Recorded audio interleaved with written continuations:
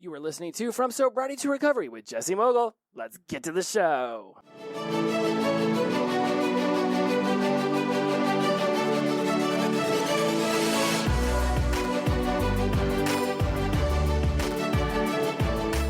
Welcome back to From Sobriety to Recovery. I am your host, Jesse Mogul. I am in addiction recovery. I am thrilled to have you here. Happy to announce I got my last essay back, 117 out of 125. Substantially better than the 80% I got on the one I did that entire episode about. Go back and listen to that one, Circumstances, Thoughts, Feelings, Actions, Results. I do believe it was 229. I think it was just last week's. And this has been one whole doozy of a week. And I've been getting better with writing these essays. And every single week there's a 250-word essays. There's 2 discussion questions, 200 words, let's just say, for each one of those, and then a 1,250-word essay. And so it's pretty heavy because there's so much that goes into these. And, you know, there's that part of me that wants to do well. And I look at my desire to know things and be able to discuss lots of different things. I know that came from as a child. We moved around a lot. I didn't have a ton of friends. And my dad was very hard on me about my grades.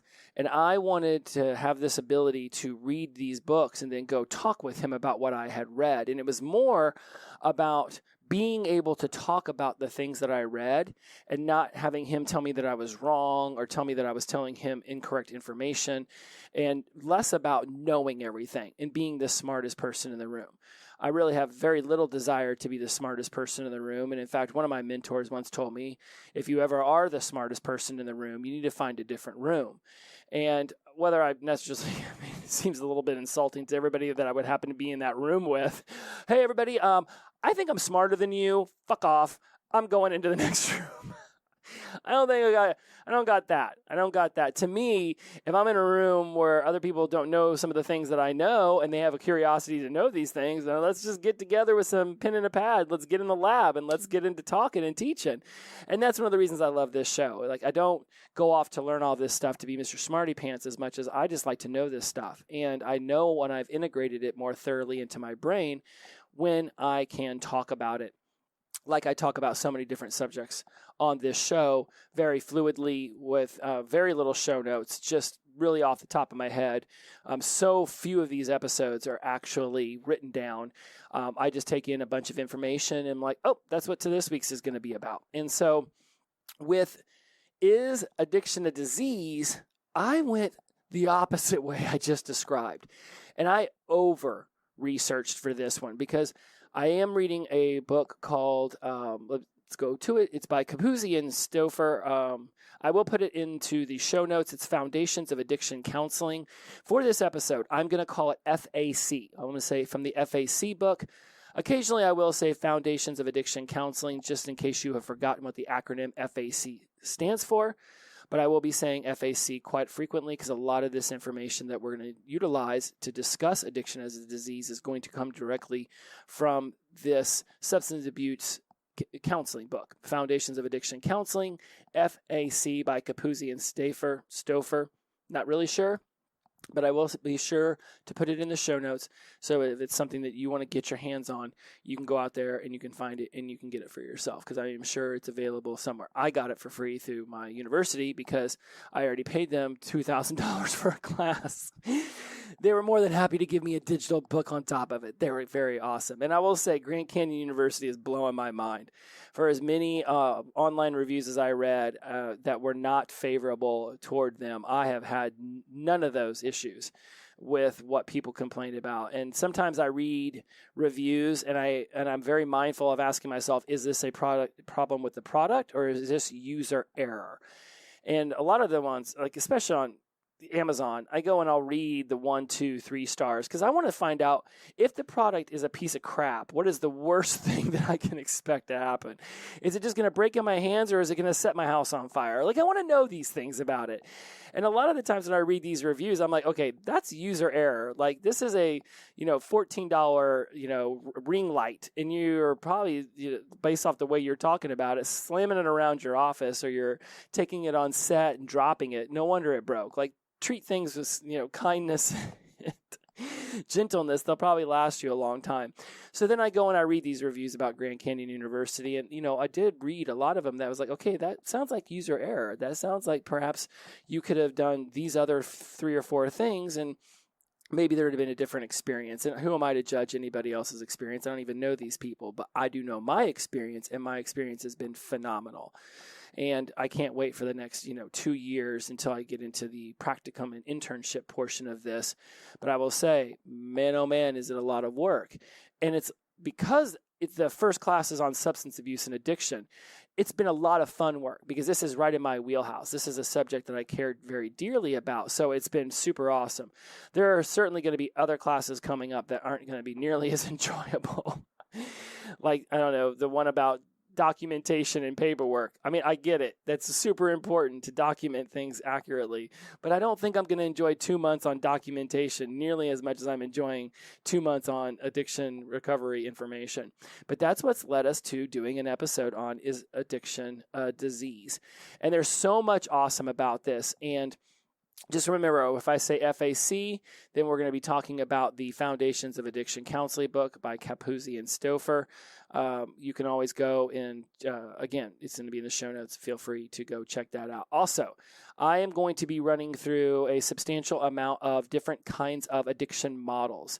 There's an entire chapter in here on the etiology, the history of addiction, and like where it might come from, how it might show itself, yada, yada, yada. And I was reading through these. I was like, man, this is pretty awesome. I was like, this would be some great information to share with my listeners. And so here we are. We're going to be discussing this. And as we do this now, I'm just like sitting here, like getting it all set up.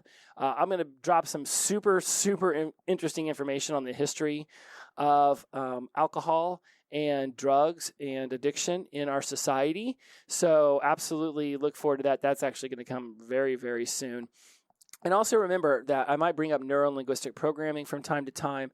I am a master trainer and a master practitioner of neuro-linguistic programming, which I just consider to be like a sub-modality of psychology. It's the study of how the brain utilizes language to program itself. And it can be the spoken word. It can be your body language. It can be thoughts. It can be feelings. It can be pictures. It's the science of how your brain creates your reality inside of its head. And you'll hear a lot of similarities in neuro-linguistic programming with cognitive behavioral therapy, like the emotional mental desensitization techniques, the eye movement techniques that are supposed to help people release negative emotions, and any kind of emotional mental healing that allows somebody to go inside their mind and start to manipulate the pictures from the past and see them in a different way. They all existed. Now, NLP just had a couple founders who went out and just found psychologists in their field crushing it, doing amazing work, and then just took a lot of the habits and the patterns they were using and just organized them into a book. And that's why you'll see a lot of different modalities like CBT and EMDR and tapping and things of that nature also being mentioned within the NLP field, because NLP just gobbled them all up and said, hey, this is what's happening out there. All of this stuff is useful. We're just going to compile it all into one book. NLP has often been called the lost owner's manual of the mind. I don't necessarily consider it to be the lost owner's manual of the mind. I consider it to have been the organized owner's manual of the mind, because all of this stuff existed. It wasn't lost. It was just not organized in a coherent fashion and slapped with a label called neuro-linguistic programming. And there's a ton of books on this stuff. You can go out there and dive into it even more. There's a purple one I love and a gray one I love. And if you go on Amazon and type in NLP, you'll see the purple one, and you'll see the gray one with a little bit of blue on the cover. Those are my two favorites, outside, of course, of the manuals that I've created for the courses that I teach. And I bring that NLP up again because I will reference it from time to time, and I just wanted to make sure you all understood that acronym. So we've got Foundations of Addiction Counseling, FAC, and we got NLP, and there's a whole lot more coming. But I want to get straight into this. So let's talk about first, before we get into, is addiction a disease? Let's get into the history of how this country actually had its issues with alcohol well before anybody ever really wanted to try to figure out whether it was a disease or a moral failing or any of that jazz. And it actually, if you want to go all the way back, a long, long time ago, a long, long time ago, to December 25th of 1621. Yes, all the way back to 1621, when William Bradford, the governor of the Plymouth colony, decided to ban Christmas. He prohibited the celebration of Christmas. If you celebrated Christmas, you were fined 5 shillings. I don't know how much a shilling is, but I do remember Scrooge McDuck paying, what was he? Scrooge McDuck. I don't know. He was always a duck, but Scrooge in the Christmas Carol or whatever, in the Mickey Mouse one, only giving Mickey Mouse like 1 shilling for working on Christmas Eve. And I'm not even sure that was worth a thing of coal. But anyways, 5 shillings. It clearly was enough that it kept people from celebrating Christmas all the way back in 1621. Because Christmas had they believed it had turned more pagan, and that people were throwing crazy parties and celebrating it in a way that wasn't respectful to honoring Jesus and God and the Bible. And he believed that you celebrate God on Sunday, and that's the only day you celebrate God.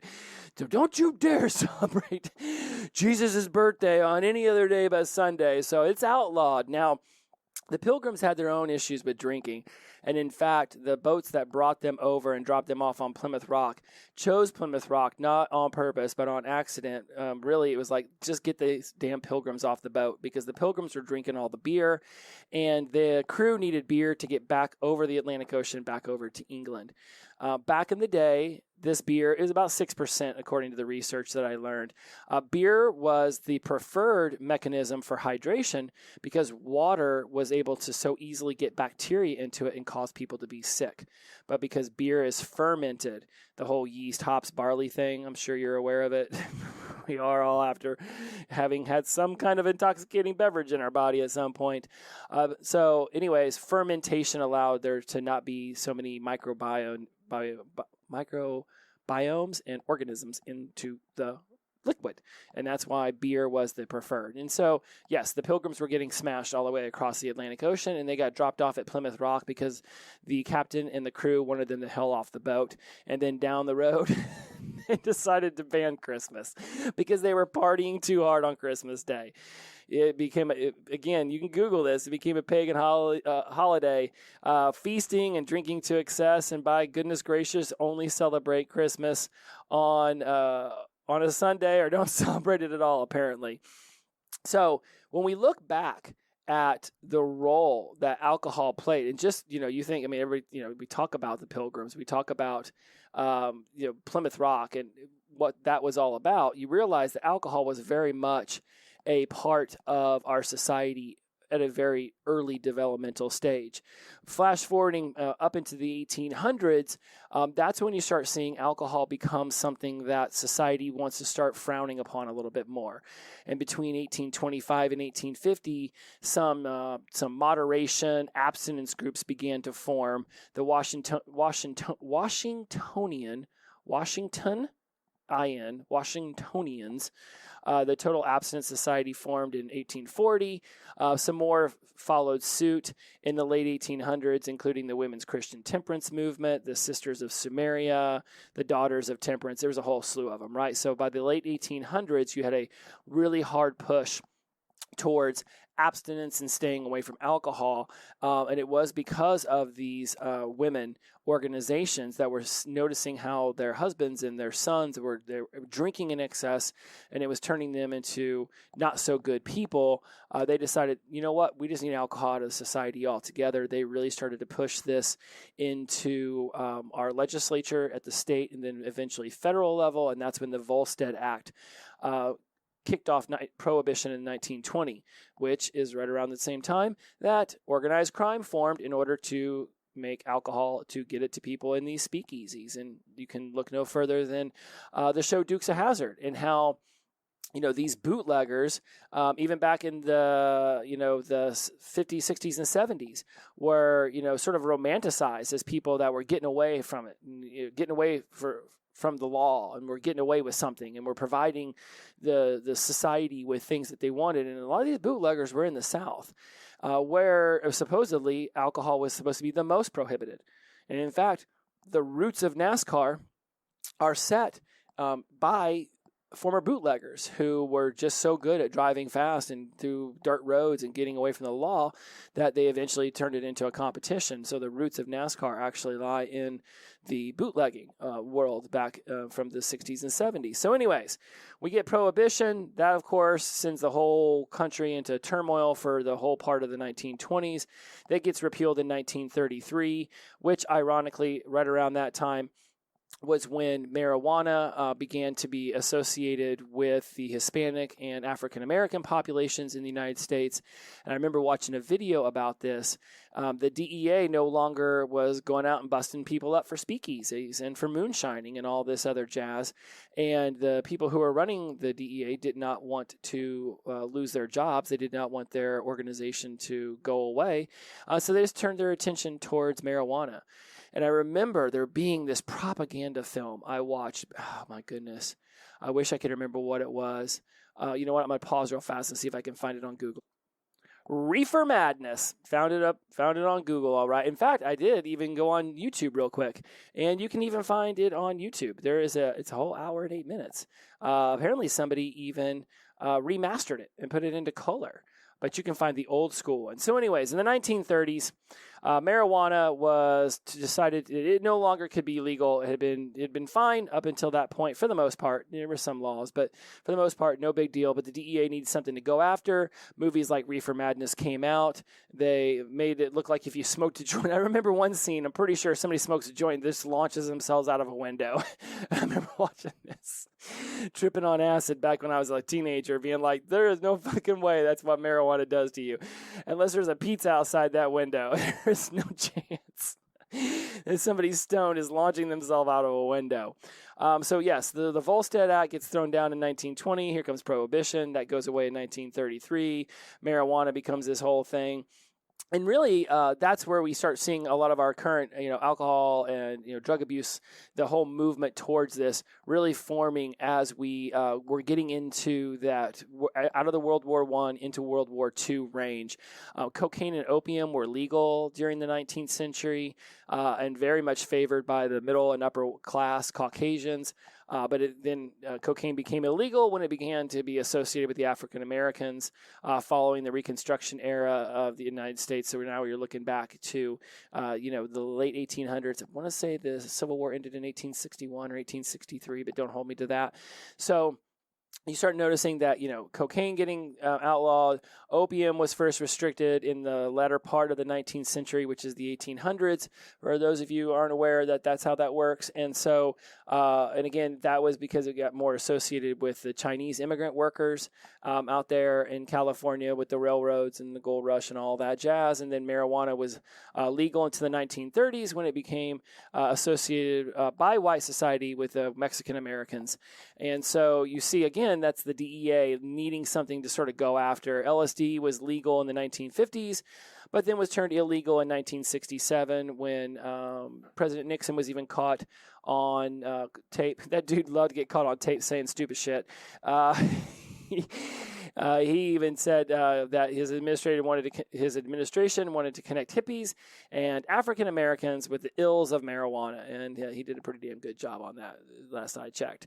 So now into the 70s, you start seeing a lot of formations of alcohol and drug abuse and drug addiction type organizations and administrations getting put in. The National Institute of Drug Abuse comes in the 70s.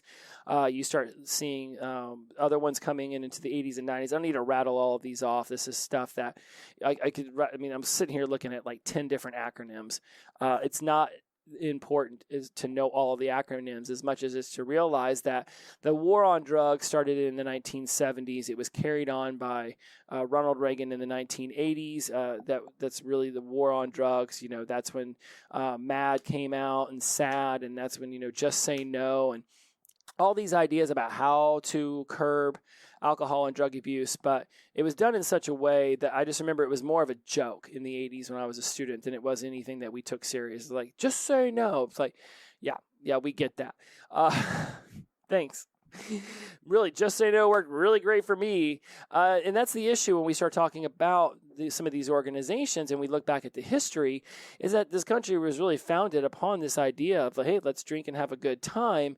And then all of a sudden, these neoconservative groups in the 1800s and the early 1900s decide that they're going to get up on a bandwagon and try to make changes that society just really didn't want. And you can have a lot of great ideas, but if you can't get the entirety of society on board, then eventually you're going to have speakeasies and you're going to have bootleggers and you're going to have organized crime forming from it. Would organized crime be what it is today if it hadn't gotten its roots, in society back during Prohibition? I mean, Vegas was, again, formed by these organized crime families on the Northeast seeking a way to launder their money and move it into a more, easily spendable way, if you will. And there you go. Now, next thing you know, you got Vegas because, again, that really formed because of the Hoover Dam being built. So it was just this beautiful convergence, really, of timing for the organized crime to need a way to get its money out of the cities and get it into banks in a legal manner. And then you have the Hoover Dam getting built, and you've also got all of these different prohibition things going on. And so we see it try to clamp down on alcohol and drug use, but all that really did was just send it underground.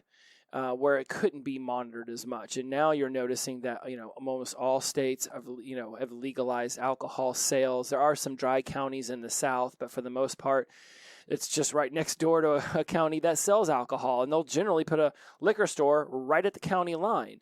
So they know it's wanted, and even states like Oklahoma. I mean, Oklahoma legalized marijuana. Are you freaking kidding me? I mean, I was born in Oklahoma. Talk about Bible Belt USA. But they needed the revenue, so they legalized marijuana. And you know what? I know a lot of old people smoking dope in Oklahoma. It's like it got legalized, and they were thinking all these young kids were going to run out and fry their brains. I know a lot of 60, 70, and 80-year-olds just getting stoned out of their minds in Oklahoma. So... trying to label any particular demographic as the ones who might be prone to using a substance is very laughable whenever I notice how the numbers actually follow suit. So there's some history about it. For those of you who ever wanted to know some history, again, I could dive so deep. I mean, I've got information in front of me on drug cartels and all that things. But I want to start getting into the models, these models of addiction, these models that the FAC, the Foundations of Addiction Counseling, uses that have come up. These models for explaining the etiology of addiction. And etiology is just a fancy word for like how it forms, like the etiology. Where does it begin? What's the foundation of it? Where is its root cause? We've got these models that go about seeking to explain the root cause of these addictions because there can be so many. And I do want to jump right into the disease model just because that's what this episode's about. But I absolutely would, obviously highly impress upon you to keep listening because there's a lot of other cool things getting ready to come out too. Because there's a lot of other models that it would be helpful for us to know. And when we get into this disease model, we're going to start talking about dopamine and serotonin. And a quick brief rundown of what dopamine and serotonin are. The body uses dopamine to create chemicals, norepinephrine and epinephrine. And you don't need to know what all of these do, but you do need to know that dopamine plays a huge role in how the brain processes motivation, desire, and cravings. Dopamine levels can influence mood, sleep, learning, movement, alertness, blood flow, urine output.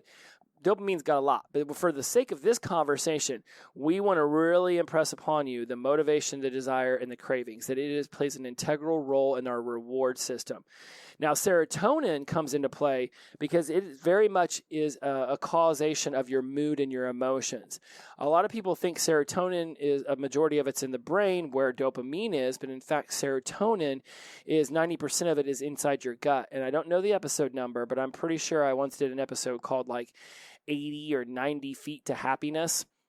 That was all about how your intestines play an integral role in your mood and your emotions. And this is why if you eat a bunch of really shitty food, or if you drink heavily, or you're putting drugs into your system time and time again, that's messing up your gut. And that's where your serotonin is. And is it any wonder you wake up the day after a pretty hard night of partying feeling like shit because you've dumped tons of dopamine into your brain all night long, and it's screwed up your entire gut system. So now your serotonin's also fucked. And this is what we've got going on. The body doesn't know how to produce dopamine. It doesn't know when to produce serotonin. So the whole system gets fried out. So when we talk about dopamine being the thing that causes the craving, it does. It is what causes the craving, but it's also working in conjunction with the entirety of the limbic system.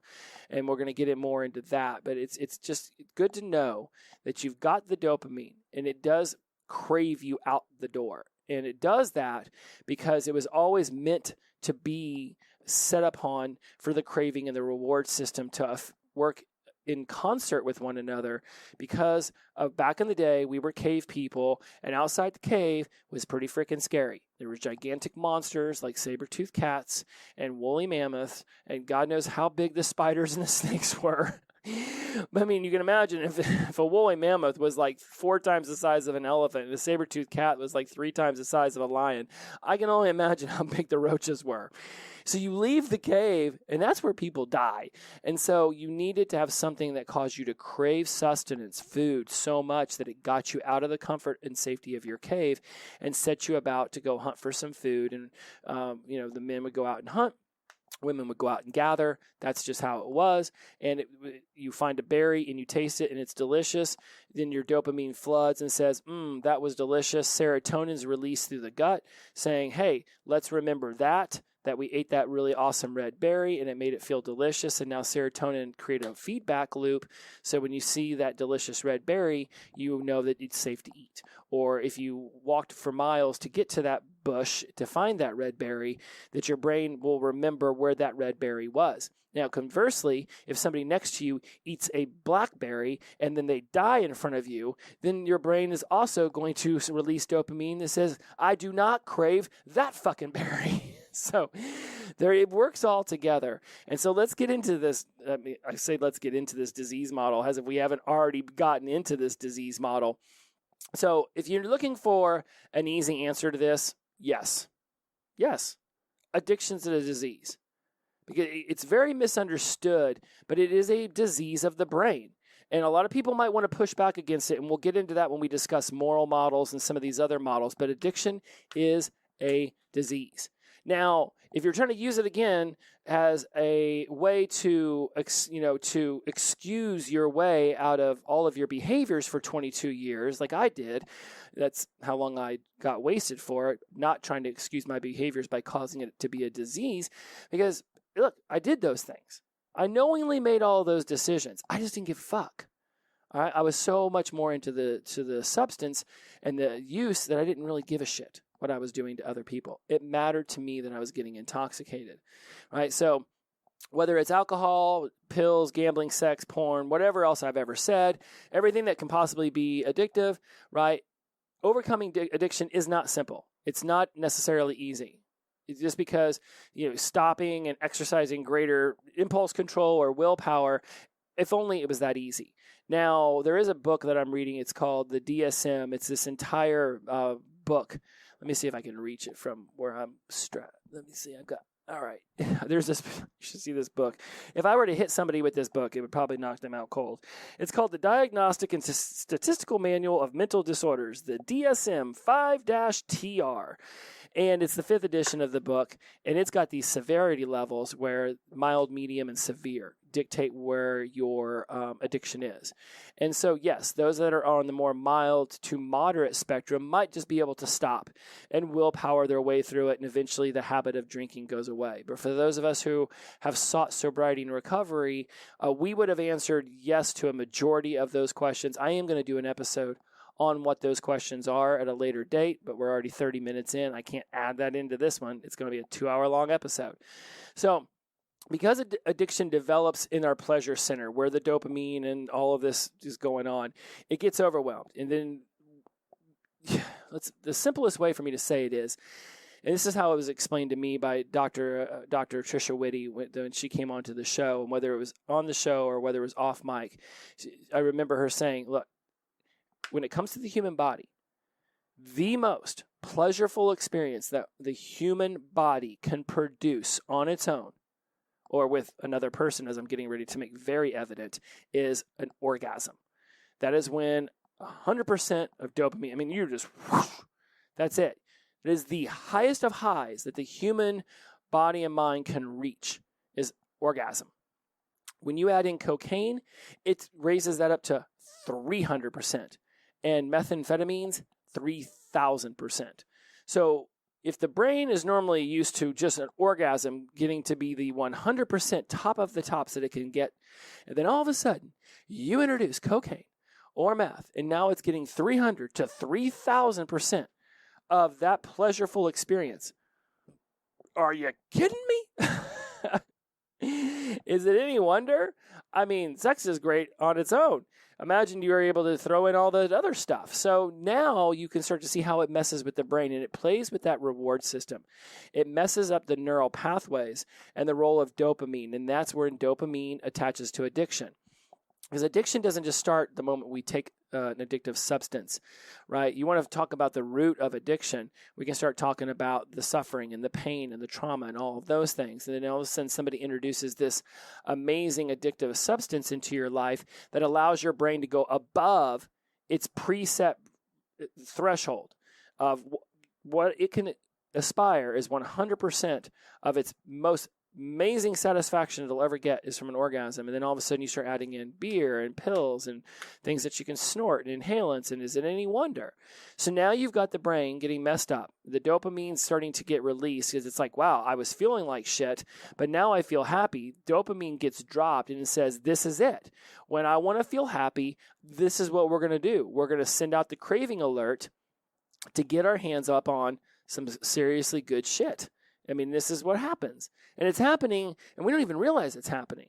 So when we start thinking about the primitive parts of the brain and this reward system being developed to reinforce these behaviors to survive, such as eating and drinking and getting foods that reward us by sending out dopamine, which gives us this sense of satisfaction, now we want to eat again. Is it any wonder that when we develop an addiction to a substance is because the brain starts to chemically and biologically change.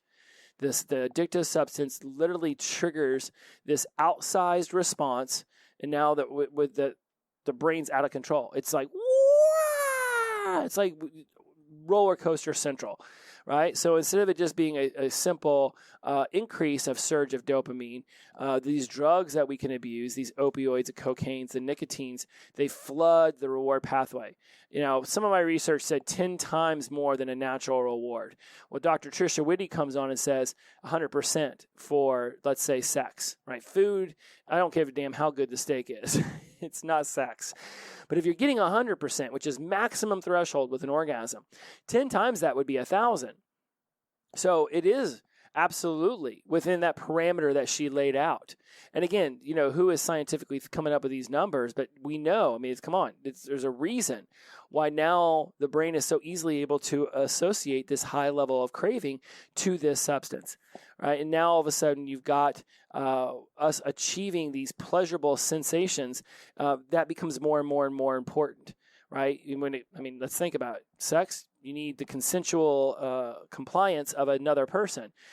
Drinking 15 beers, you just need your own compliance in coordination with your bank account and a mode of transportation to get the alcohol into your hand, let alone any of those other things. Yes, you need other people, but when you finally score your drugs, you could run off into a corner and do them all on your own.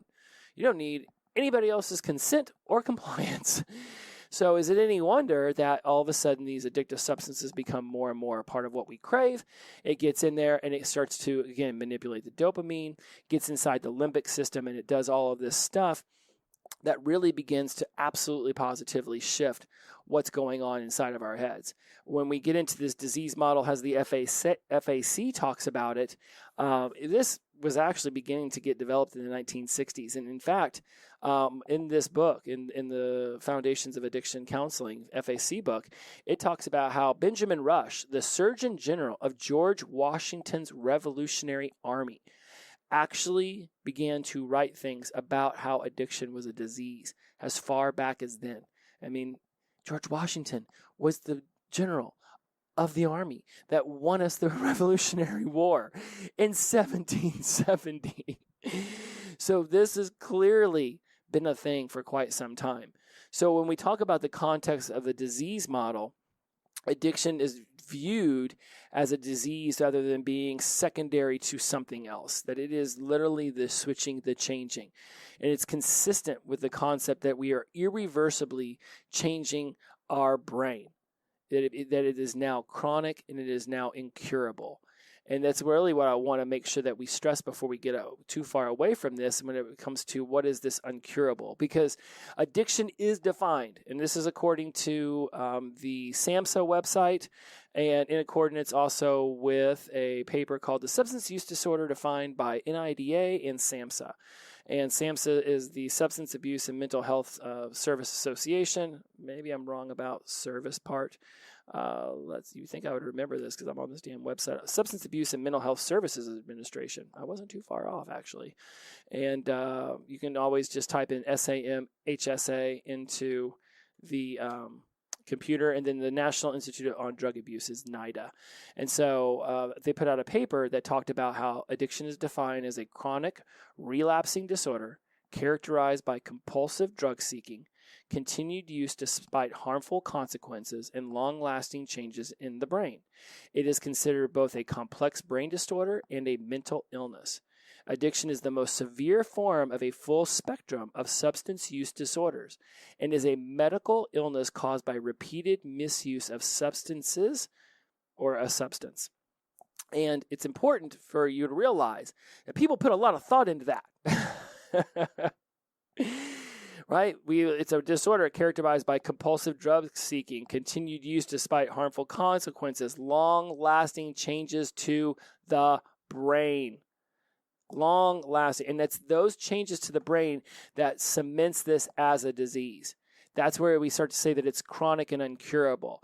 And when in the book FAC, it says this about incurable. Once the individual has a disease, according to the disease model, it never goes away. And there is no treatment method that will enable the individual to use again without the high probability that the addict will revert to problematic use of the drug of choice. Okay, that's right there. Right? When it says incurable, it doesn't mean that you can never be cured and that you're going to always be drinking or you're always going to be snorting or you're always going to be swallowing. It doesn't mean that that part's not curable. You can stop using. You can get into recovery. You get into sobriety. You can walk your steps. You can do your Four Noble Truths. There's a lot of things that we've done. Obviously, there are millions upon millions of people who have achieved sobriety and long-term recovery. So that part of it. It's again, we're not wanting to use the word "I'm cured." That's why we don't say we're cured. That's why we say that we're in long-term recovery. If you're in young people in recovery, they say they're in long-term recovery. I say I'm in addiction recovery. So we don't say that we're recovered because we realize that it's chronic and it's incurable. This is what Matthew Perry said whenever he did the 60 Minutes thing. He's like, if I ever say that I'm cured, know that that's a red flag. And it is, because this is incurable. Because once we have crossed this invisible line that we didn't even know was there. But at some point we crossed it, and we are now into the zone where we have rung the bell. We are Pavlov's dogs. We now know exactly what the feedback loop is. Feel sad, get drunk, feel happy. Be happy, get drunk, be happier. Have anxiety, get drunk, be less full of anxiety. Be calm, get drunk, feel calmer. We've created the loop. The loop has been made. So when we think about is addiction a disease, it is. Right? Because the science proves that it is. The idea that addiction is both chronic and incurable is the reason that addicts who are maintaining sobriety refer to themselves as being recovered or recovering rather than recovered. Pardon the slip up there, because that's important to realize that we are recovering, we are not recovered. Just like somebody who would have diabetes would say, well, yeah, I have insulin, therefore I'm controlling my diabetes. Or somebody with cancer would say it's in remission. And yes, I get this is when everybody wants to jump on their little soapbox and start saying, how dare you equate cancer to alcoholism? How dare you say diabetes and Crohn's disease is the same thing as alcoholism? I didn't say shit.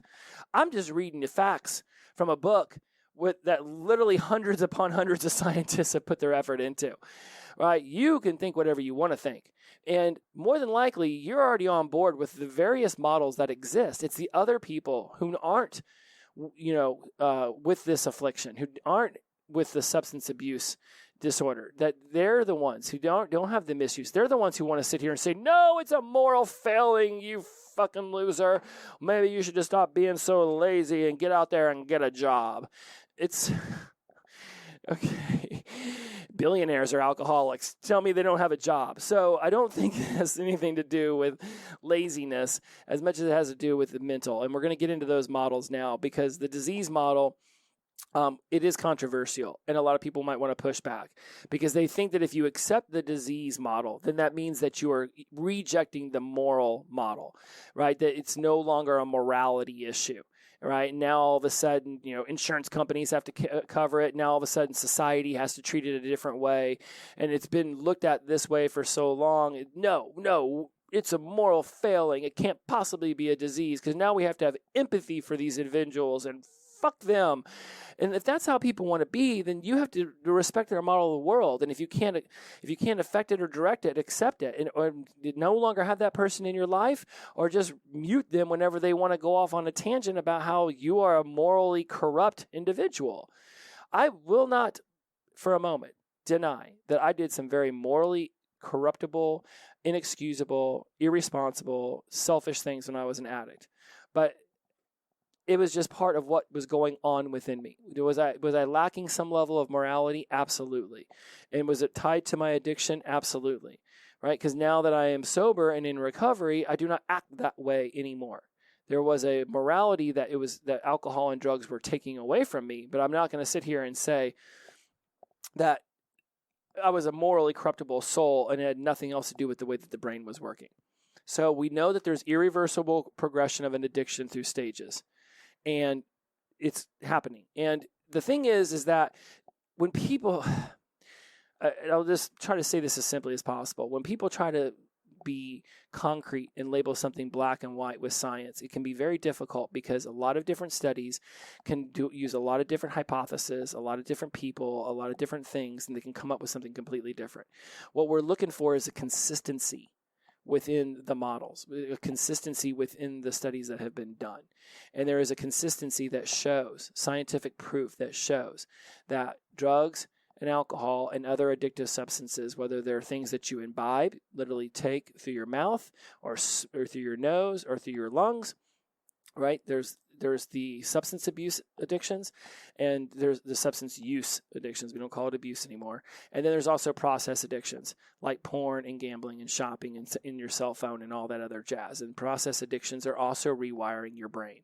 This is why somebody can, literally sit for 4 hours combing the internet shopping, right? Because it's getting that dopamine serotonin feedback loop involved. And when something changes the way that the host would normally behave or respond to a particular situation, and when something's introduced to it that changes the way that the host would normally, respond or behave, and it begins to change things on a cellular level, then it becomes a disease. Then it begins to start to shift things, right? It's here. It's in the science, but it's great. So now we know this. So now let's move past that. Because if somebody is sitting here like, no, why are you saying it's a disease? Are you trying to take away any culpability that you have to your addiction? No, I'm not. I'm just simply trying to get everybody else to understand that the brain has changed and the brain can also heal. And I think that's the part that I want to really stress here, is that, yes, it's a disease, but that doesn't just allow us to say, oh, well, disease, not my problem. I get the disease. I can't stop myself from behaving this way, because that's bull. What have I said in the past? It's only self-sabotage when it's outside of your awareness. But once it's inside of your awareness, it's just shitty choice. I remember saying that for like 20 or 30 episodes. The family that I'm currently helping with their daughter in the rehab center, she has been saying that whenever I go and have meetings with her. Hey, I got the disease. I can't stop this behavior. I'm like... But you're doing this, and you know that it's not working for your family. You know it's destroying your life. Yeah, but I got the disease. I have no choice. I'm like, but you do, because you know you have a choice, right? You were no longer in a dark room. The lights have been turned on. Now you're just making a shitty choice. So if the addict is trying to use the disease model, has the reasoning, the rationale, the mental gymnastics opportunity to convince themselves that they're an addict and it's incurable and it's chronic and they can never be different, then that's irresponsible. That's no. Very rarely will I say no on this show the way I just did, but no. We can understand that it's a disease because that helps us understand that the brain has changed. But the brain it's neuroplasticity. This is the foundation of neuro-linguistic programming, that we can go into our brain and we can change it. Right? We understand that there's post-alcohol withdrawal symptoms. We understand that there's going to be a detox and there's going to be traumatic experiences of the mind, body, and soul as you're going through these withdrawals and experiencing these cravings. We know this stuff is happening, but we also know that the longer that we keep this intoxicating thing out of our lives, or that if it's a process like overeating, the longer we go without binge eating, or if it's gambling or shopping, the longer we go without, chronically shopping. It's one thing to go to Walmart and buy food that you need. It's another thing, to go on Amazon at 3 a.m. and just start buying everything because it's Amazon Prime Day, right? And it's like, hey, honey, can't pay the bills. It would be really cool if we could, but apparently we needed 14,000 Barbie dolls. All right, I'm making up random examples here, but you understand that, so we'll move past it. It's just that it's a disease. The brain has changed, but the brain can also heal. Just like with many other diseases, if they're caught early enough, the brain can heal. The body can heal. The mind can heal itself, right? Just like with, there's like stages of cancer. There's stages of Crohn's. There's stages of this. Yes, if somebody's been chronically going at it with cocaine and alcohol for 50 years, their brain is going to be substantially changed. And it might be more difficult, but it's not impossible. It's just going to take more effort. And it's probably going to take a big treatment team to help out. Now that we've decided to go ahead and accept addiction as a disease, because we know that it changes the brain. It goes in there. It messes around with the limbic system, right? That's where the dopamine is. That's the pleasure center of the brain. It's all in there, and so it's messing around with things. And you can always go Google and watch more videos on this. I just wanted to be able to cover it utilizing this book because it's pretty impressive how they've been able to lay all this stuff out. Now, let's discuss some of the other models. And again, we might dive into addiction being a disease more later on. I really tried to sit here and write out tons and tons and tons and tons of notes for this. And honestly, it just gets so convoluted and complicated when I try to do that without being on the microphone, because I don't even know what I'm going to say. And I just prefer to get on and say it and just see how it just sort of flies out of my mouth, honestly. Because it just seems more fun that way. I mean, if I had to be honest with you, it's just more fun, when we just start to discuss this way, because I'm like, let's just wing it. According to one of my personality meta patterns, whatever, I run myself through my own NLP practices, that my brain actually works a lot better when it has a loose outline to go with and then just starts to talk and just starts to go over things. And so that is what I felt like we needed to discuss, that the brain is getting changed, and the dopamine and the serotonin and these neurotransmitters and everything is getting rewired. And when things come into the system and rewire and change you at a cellular, biological, and neurological structure, they start to change those things about you. That is the poster child for a disease. Something is introduced into your system and begins to alter the way that you normally would function.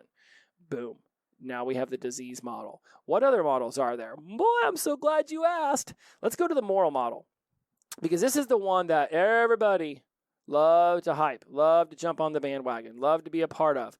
This was the one that was like, oh, yep, let's make sure that we hold everybody's head under the water for this one, because the moral model, yes, it absolutely positively has been something that, that's those, daughters and mothers of the alcoholism movement in the late 1800s, early 1900s. This is the stuff that they were talking about, was it was a moral failing. And that, unfortunately, is the way the society decided to ride that one out for quite a long time. And so when we look at the moral model, it is beliefs and judgments that it is a moral decrepitude. that the person's just irresponsible or impulsive and engages in careless behavior, and they just don't really care. There's nothing about them that cares, that they have all the personal choice in the world, and that their addictive behavior is viewed as being capable of making alternate choices. They just choose not to, and that's according to FAC. The moral model is foundational for certain religious groups and has been subsequently adopted by the legal system because addiction is seen in a dualistic right or wrong manner. And that's the issue that we have in our society, is that we're still fighting the stigma that it's just black or white. That's, so it's either disease or your moral failing, right? Oh, well, they were a functioning alcoholic and they were completely aware of their decisions, so they're just a morally corrupt person, right? But where we want to be mindful is if we're internalizing this as a society, that it's a moral failure, that these people could just make a different choice, and it should just be a matter of just waking up one day and saying no more. The problem with that is that we take away the complexity of what addiction actually is. Water break. It was complex. There are so many things going on. So we've got the moral model we're all very familiar with. There's a psychological model, and according to the FAC, that means it's more of a psychologically based. And this is the entire foundation of the show. I come at it that I see it as an attachment issue, behaviors, cognitions, learning processes, psychological drivers are the primary cause of addiction. That somewhere in our psychology, something happened that began to rewire us.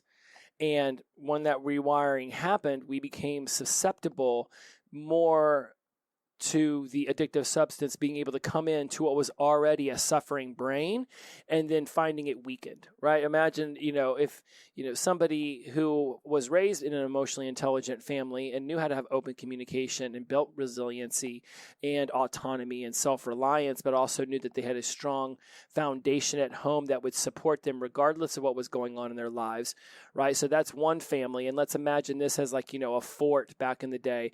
It had very solid walls. And now imagine you were raised by emotionally unintelligent parents and you didn't feel like you had open communication. And maybe they were really strict, so you felt like you didn't have much autonomy, but they weren't around very much. So when they weren't, you felt like it was time to cut loose and be fancy free. And now you're a fort, but your walls are a little weakened, right? Yours are made out of straw. The next one over is made out of steel.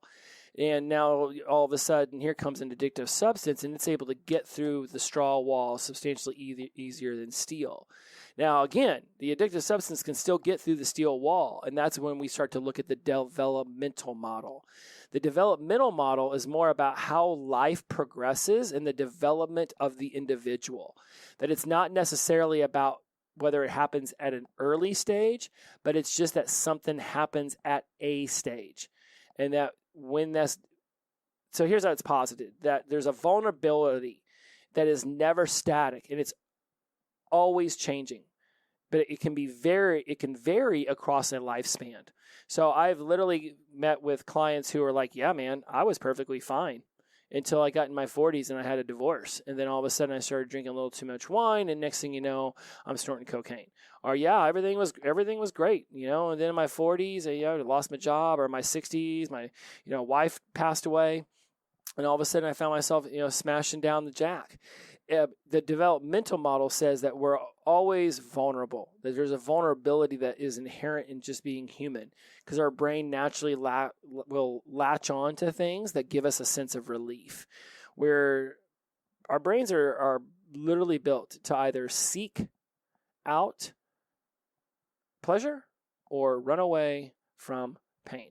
And when we know this thing about ourselves, then we can realize it's like, oh, okay, it can be developmental. So the psychological model says that it's rooted in our younger years and it was taught to us by other things, other people, places, and things. Whereas the developmental model says that we're just prone to it. And we have to be consistently mindful of this because it's not necessarily based on just our childhood. And again, the developmental model does stress that the roots of it could have started at a younger age, but it finally took something to break that person. And therefore, you could be just as prone to an addiction at 50 as somebody at 20. The cognitive behavioral model discusses how it's more about cognitive and behavioral motivations and reinforcers, and that people are motivated to take drugs to experience variety. There's a self-exploration, that religious insights, that mood-altering experiences, escaping from boredom or despair, the enhancement of creativity, performance, sensory experiences, pleasure. All of these come in with the cognitive behavioral model, which is why a lot of people do cognitive behavioral therapy, because it gets inside your mind with you and helps you talk through and work out the way that you have been experiencing self-exploration and creativity and joy, and then seeking to find those in other areas. So the cognitive behavioral model is directly attached to the cognitive behavioral therapy. And this desire to experience pleasure is another explanation connected with this cognitive behavioral therapy and the cognitive behavioral model, and how social drinkers and alcoholics often can report alcohol to relax them, even though studies show that alcohol actually causes people to be depressed and anxious and nervous. It's because we're just convincing ourselves of the outcome we want, even though that's not necessarily the outcome that the product was meant to help us achieve. So it's very mindful to realize that we have been playing this mental gymnastics with ourselves based off of this cognitive behavioral model, that we wanted this effect. I wanted to be more creative, or I wanted to have calm, or I wanted to feel better. Therefore, I took in this external thing that I convinced myself was providing that. And yes, in the moment when we're smashing down a ton of beers and doing lines with our buddies at 2 a.m. while playing Guitar Heroes, everything can seem to be quite hunky-dory until it's time to go to bed, or we got to get up the next morning and actually be a productive human, and all of a sudden our dopamine and our serotonin are fucked, and now we feel like shit. And what's naturally going to bring us back to pleasure? Going back to the substance. And now the rewiring and the looping begins. We have the learning model, that where you learn it from your primary caregivers, you learn it from society, you learn it from other people, your social circle, that it's actually through social learning that people will internalize the values and expectations of their society, right? Through this social learning, and then they acquire these, they try to be adaptive skills, but ultimately these opportunities to weave themselves more within society backfires, because the way that they may have been taught to alleviate negative circumstances in their childhood or adolescence or teenage years by watching somebody around them, utilize intoxicating substances. They're learning that, but it's not what they should be learning. That's that emotionally unintelligent family members teaching emotionally unintelligent family members how to behave. If somebody doesn't know how to use a tool properly, learning from them how to use a jigsaw is probably not the smartest idea. Hey, I'm gonna show you how to use this drill, and you just sit there and you just squeeze the trigger, but there's no battery in it. You're learning how to live your life based off somebody else who's not living their life appropriately. That's not going to work out good for anybody. So that's the learning model. The psychodynamic model links addiction to ego deficiencies, inadequate parenting, attachment disorders, hostility, homosexuality, masturbation, and so on. According to the book, there's a lot of reasons why this one isn't really widely accepted within the scientific community, but mainly because it's difficult to link early childhood development areas that aren't specific to alcoholism and addiction to inadequate parenting, attachment disorders, hostility, homosexuality, masturbation. And in fact, the more I read about this one before I even brought it to you on the show, the more it started to sound like it was trying to get paired with the moral model, right? That, if somebody is, masturbates a ton, so now they're going to be prone to drinking. Somebody is a homosexual, so they're going to be prone to drug abuse.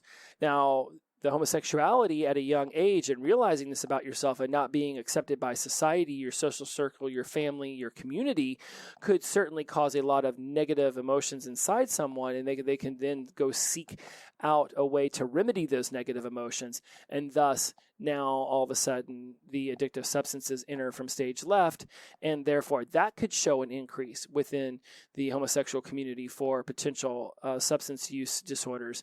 But it could be more to do with the fact that the environment wasn't supportive of who they were when they were trying to even figure out who they were, than it has to do about who they are being why they used. If that Does that make sense? Did I say it too confusingly? That basically just because somebody's gay or lesbian or any of the other LGBTQ and all that, right? Just because somebody is any of those, I don't think it makes them prone to an addiction as much as perhaps the environment, their social circle not accepting them, causing them to have negative emotions that then became something that they were seeking relief from, and then interstage left, alcohol and drug abuse. So we have the personality theory model, the family model, the behavioral model, family system model. The family system model is really interesting. The family system model focuses on the way the families interrelate with one another, and whether the primary caretaker was primarily involved, was not involved, whether they were actually not only that, but what's interesting about the family system model is when I first read about this one, I called it the codependent model or the enabling model, because there will be, tell me if this sounds familiar to any of y'all. It's like when I told my mom that I was an addict, and she tried to convince me that I was just bored and I needed to leave Gainesville to do something with my life. Now, I'm not saying that she was trying to be the caretaker because she lived thousands of miles away from me, but certainly she didn't want me to be an addict, and certainly she wanted to help take care of her son. So agreeing with me that I was an addict would have gone against her own internal representation of how amazing of a son that she had raised. And have you ever had somebody in your family or known somebody who was so enabling and so codependent upon that addict's relationship that if the addict decided to get healthy, then all of a sudden they couldn't be the primary caretaker. They couldn't be the person who was enabling them and mothering them or fathering them or just smothering them and always being there to wipe their ass and get them out of jail. And that this person attaches like, hey, the meaning of my life is taking care of this person. And then if the person says, well, I want to go get healthy so you don't have to take care of me anymore. Now the meaning for that person, the enabling the other family member's life, what are they supposed to focus on? If the mom has been spending all of her time wiping her 35-year-old son's ass and getting him out of trouble and being codependent and enabling, and all of a sudden the 35-year-old says, I'm going to check into rehab, what's that mom going to do? Who's she going to take care of? So within the family system model, you'll actually see there to be pushback within the family, because if there's a shift or a change in the addict, then that means that the others have to also shift and change. The family disease model, on the other hand, talks about how the family as a complete source of the addiction, that addiction isn't just passed down genetically, but it can actually come from the environmental factors of the entire family. And that it's not enough that the addict gets the healing and the help, but the entire family has the disease. And I was actually taught the family disease model when I went through my CRSS training at the University of Alabama.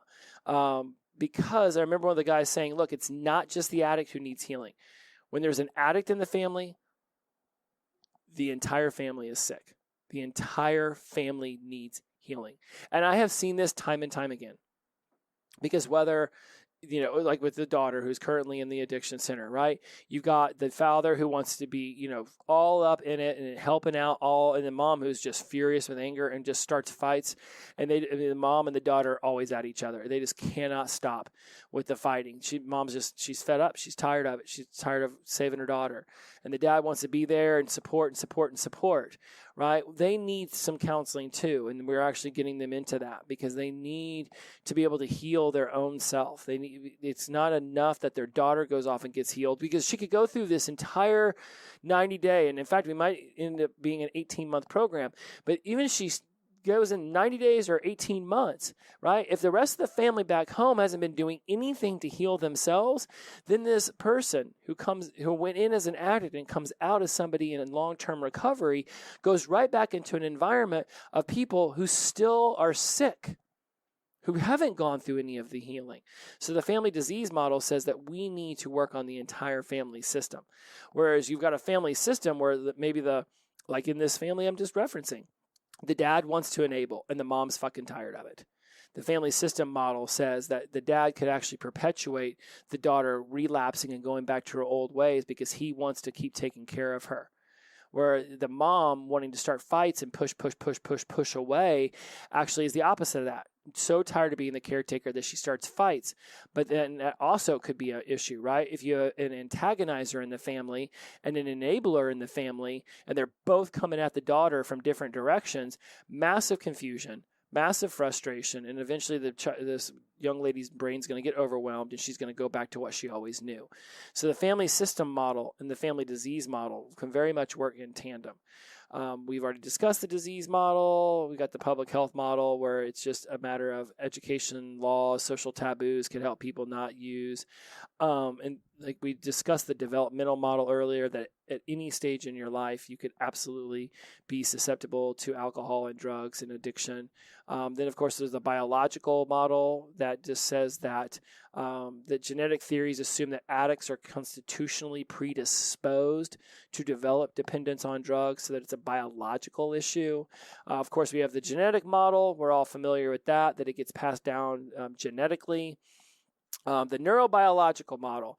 This is very much, and I'll get you out of here on this one. This neurobiological model talks about how this is really, really, really, I would love to have remembered to bring this up during the disease model portion, because the neurobiological model is complex, and it has to do with how neurotransmitters in the brain serve as these chemical messengers. And this is coming directly from the FAC. Almost all addictive drugs, as far as we know, seem to have a primary transmitter target for their actions, meaning that they have a very, very particular part of the brain that they want to get into. Right now, we have this area of the brain when addiction occurs. It's in this limbic system, the emotional part of the brain. And again, straight out of the FAC here, the limbic part of the brain refers to an inner margin of the brain just outside the cerebral ventricles. And ventricles do look a lot like tentacles if you were to look at them underneath the microscope.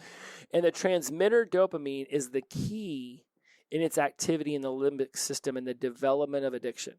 And as a person begins to use a drug, changes in brain chemistry in the limbic system begin to occur to lead to the addiction, right? So this neurobiological model literally is talking about how an addictive substance comes in. It rides on these very particular neurotransmitters and targets a very particular part of the brain. It is like at the core part of the disease model. You've also got the sociocultural model, which just talks about how different cultures and subgroups of cultures could be more prone to addiction in certain ways, or more prone to certain uses of certain addictive substances. Certainly, I know recently I gave a presentation that was very focused on UK, the United Kingdom, and it was talking about England and Scotland and Ireland's historical associations with alcohol and drinking. And it's very much tied into those cultures. So when you start looking at the sociocultural model, it is about how certain cultures are more prone to utilizing certain addictive substances more so than others. Whereas, like, looking at Central or South America, you might see more prone to cocaine use. Whereas in Southeast Asia, you might see more prone to opioid use because they are harvested and grown in those countries. So you could absolutely see how that model would come into play. And I think that's enough of the models. I think it was really important to go through those. Out of those, it's that neurobiological model talking about the limbic system and the neurotransmitters and how that connects to the disease model, how your brain is literally being changed at its core. Your code is being rewritten. Alcohol and drugs, sat down at your computer, they control alt deleted whatever it takes to get that black screen up, the little green cursor, and they went in there and they started rewriting your code. You can unwrite that code and rewrite new code. It just takes time. But it's important to note for all of these models that they all sort of exist together in our society. Whether we look at it as being a family issue, whether it's a general cultural issue, whether it is a moral issue, or it's a disease model, or it's any, you start looking at any and all of these. It's a behavioral model. It's also got some personality theory models and the psychodynamic models, and all of these. They're all working together. They're all working in their own way in tandem. And it's just so crucial to realize that all of these are happening at once. And so when somebody says, is addiction really a disease? Yes, because these chemicals, these things, they get into our body, or these process addictions begin to change our behaviors, and it begins to alter our limbic system, the emotional part of our brain. It changes the way that dopamine and serotonin are released, and it does this at a cellular neurobiological level. And when that happens, that is in the essence of it's changing the host system. This thing is introduced, it changes the host system.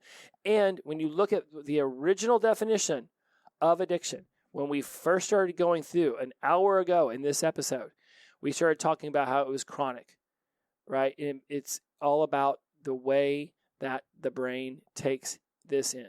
That addiction is chronic. It means that you keep going about it over and over and over again, even though it brings about the horrible, shitty results.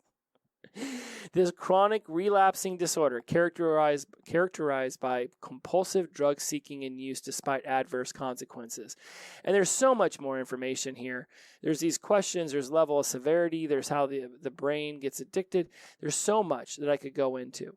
But just realize that when you start to spend an inordinate amount of time seeking alcohol and drugs, and that you can't stop using them, and that you've got this, right, you use them for longer than intended, you try to cut back or stop, but you're unable to do it, you experience cravings and urges for it, you needing more of the substance because you're building up a tolerance, having withdrawal symptoms when the substance is not in your body or you're not doing this process addiction, spending more time getting and using it and recovering from it than you are living the rest of your life, neglecting responsibilities at home, work, school, continuing to use even when it causes your relationships to fall into disarray, giving up on important things that you enjoyed, life goals or social events or sports that you used to enjoy, giving up on these things, using substances in risky environments or doing risky behaviors while on these substances, and continuing to use despite the substance just causing a shit ton of problems in your life, physical, mental, emotional, spiritual, all of the above. If these things are happening to you, then you got the addiction. Whether you want to see it through the lens of a disease model or a moral model or a psychodynamic model or a neurobiological model or a family disease model, it doesn't matter. You got it. Now that you know you got it, it's time to seek the healing from it. That's the journey. I could sit here and read you page after page after page of this book. And certainly tonight I have done as much as I could and tried to get these words out of my mouth. And I know that right now my brain is probably only functioning at about 35% if it's lucky. I am cashed. I am spent. But when I read through this book and I see all these people who put all this effort and all this energy into studying this, and I read I've probably read 50 different scholarly articles to inform myself, not just for this podcast, but for all the essays. And people have put a tremendous amount of research and effort into figuring out addiction so that we can help heal our society. And we want to see it as a moral failing. And we want to see it as a family's fault. Or we want to do any of these things that take the personal responsibility away from ourselves to choose today to be different. One of my clients today said something, I might be butchering it up a little bit, but he was like, want to be here. He said that during one of our sessions. He's like, I was reading something and it came across and he's like, just want to be here. And I was meeting with another client the other day and this came out. It's like, we'll pray or we'll beg or we'll ask the universe, whatever our higher power is. If you have one, we will just ask the universe, please let me have this. And then we'll get that. And then we'll complain about having it. Here's the thing. When you check one problem off the list, another 10 are going to show up from the solution you've created. That's just life. You can sit here and say, all I want to do is be sober, all I want to do is be sober, and all I want to do is be sober. And then you get sober, and all of a sudden you have to look around at the wreckage that you've caused. You have to heal your emotions. You have to mend your relationships. You have to fix your credit score. You got to go in and apologize to coworkers or get a whole other job or move to a whole different city, whatever it might be. But you wanted sobriety. And it's not sobriety that sucks. It's just life sometimes. It's just life being life. I woke up yesterday morning hella sad, hella depressed. I have no idea why. I mean, none. Yes, I've asked myself what were the first pictures I had in my head when I woke up and what were the first thoughts I had and yada, yada, yada. But again, they were very much just the same old recycled thoughts. So there was nothing new or different about what I was thinking. So what would have caused a whole day? Is it school overwhelming me? Is it a lack of attention toward my business? Is it the fact that I was 4 days late on the podcast? Is it the fact that I'm just running myself ragged but refusing to admit it? It could be any and all or none. I don't even know. But what's important is that when I get into that funk, that I go out and I find the things that I know will help me energize myself or, get my mood back in order. So I went to the gym and I went for my 10,000 steps and I called up some friends and texted some loved ones. And I reached out to, Team Jesse and was just like, hey, what's going on with you? I didn't have to tell them that I was sad or depressed. I just wanted to, get some connection in there. And, and then sit down in front of the computer and mess around and come up with this whole podcast. But it's like, if you wake up and you're not feeling great, any of these models, or whether addiction's a disease or not, isn't going to magically make you feel better in that moment. Well, I've got a disease, and so I guess this was just inevitable. Nothing is inevitable. Nothing has meaning until we attach meaning to it. So whether knowing that addiction is a disease helps you feel better about the last X amount of years in your life that you're an addict, then great. What I seek for you to take from all of this is just hope. Hope and a realization that there are a lot of people out there working their asses off, trying to figure out ways to help those of us who have been suffering to get into a place of healing. It is certainly why I'm pouring, hundreds upon hundreds of hours.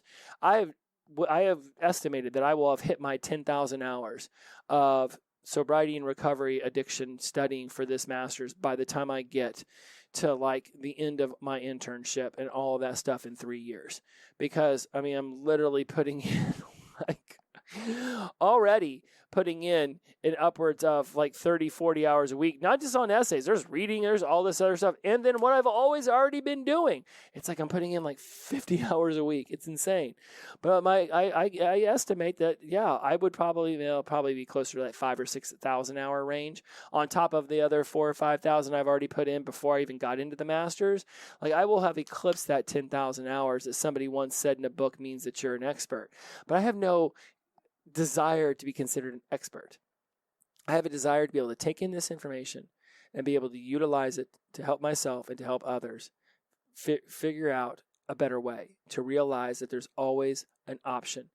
There's always another choice.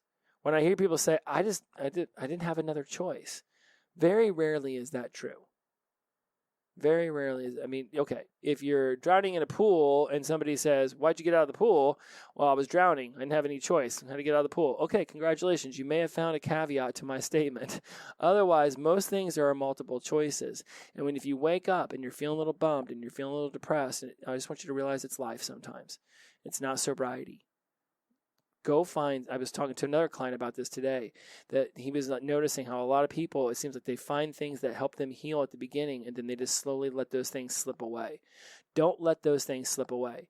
If going to the gym or meditating or riding a bicycle or, I don't know, hopping on one foot while you sing happy birthday to yourself in the mirror with sparklers in your hands, if that's what helped you get sober and get into a recovery at the beginning, then continue doing that stuff, because it's the power of those things to bring us those little moments of happiness that can mean everything to taking a bad day and flipping it into a good day.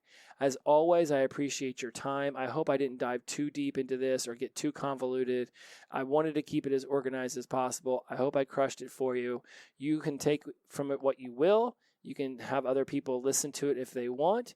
Just realize that this country was founded on alcohol. It was founded on alcohol use. The Pilgrims were getting so smashed on the boat that they kicked him off the Mayflower and they dropped him off at Plymouth Rock and said, get the hell off of our boat. You're going to drink all of our beer and we're not going to have anything to drink on the way back to England. And then they got so smashed out of their minds on Christmas Day for so many years in a row that they literally outlawed celebrating Christmas. When I see these news channels saying war on Christmas on the TV, I'm like, you don't know shit. You got to go back to the 1600s, man. You think there was a war on Christmas now? Some dude outlawed it because people were getting too drunk on it. And the alcohol all the way up through the 17 and 1800s until it gets us here today. So I hope this has helped you understand a little bit more about it. I also, of course, am really happy that I get to bring my own little Jesse spin on all of this. As always, if you would like to learn more about all of this stuff that I talk about, neuro-linguistic programming, if you would like to learn NLP from me, I absolutely offer opportunities for that. If you would like some one-on-one or group coaching, I also have opportunities for that. Feel free to reach out to me at jessemogul.com/askme. If that doesn't work, from time to time, I am running some systems checks on it. And if you ever go over there and it says that it's not working, go and send me an email from sobriety-to-recovery@gmail.com. Set up one just for y'all. So jessemogul.com/askme, or you can go over to from sobriety-to-recovery@gmail.com. As always, inclusivity over exclusivity, the power of positive energy, release and flow. Every day is the greatest day of our lives because we wake up sober. Shout out to Sunshine. Shout out to Robert. Glow on. We'll see you next time. Bye-bye.